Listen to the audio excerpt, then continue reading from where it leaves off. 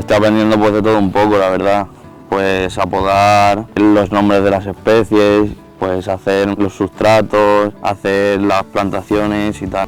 Los profesores son, los profesores son excelentes, ayudan en todo porque claro, aquí hay varias edades. Yo por ejemplo tengo 51 años, ¿yo cómo me voy a poner a estudiar? ¿Te crees que no puedes? Que dices, ¿cómo? Pues puedes. Sí, me siento muy preparada, o sea, me gusta, le pongo interés, el profesor también lo hace muy ameno, se explica muy bien. O estamos en el vivero, estamos haciendo un invernadero para poner ahí pimientos, estamos podando ahora, trasplantes y todo también.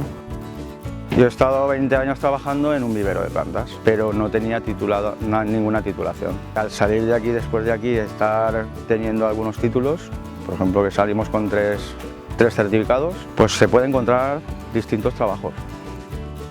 Te puedes sacar el curso que estás haciendo, te puedes sacar también la ESO. Es importante también porque mientras estas personas están realizando estos programas, que vienen a durar entre unos 12 y 18 meses, tienen una nómina, por lo tanto tienen sus necesidades cubiertas. Es importante, muy importante, no nos vamos a engañar, te da la satisfacción de decir, bueno, estoy estudiando y me están pagando por estudiar. Estoy tranquila porque yo tengo 2 hijos.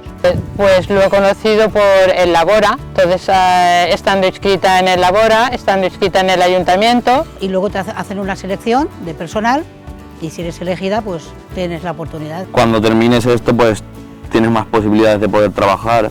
Me puedo inscribir en todas las bolsas que hayan. He ido pues a 10 amigos, tengo 10 amigos, más los profesores.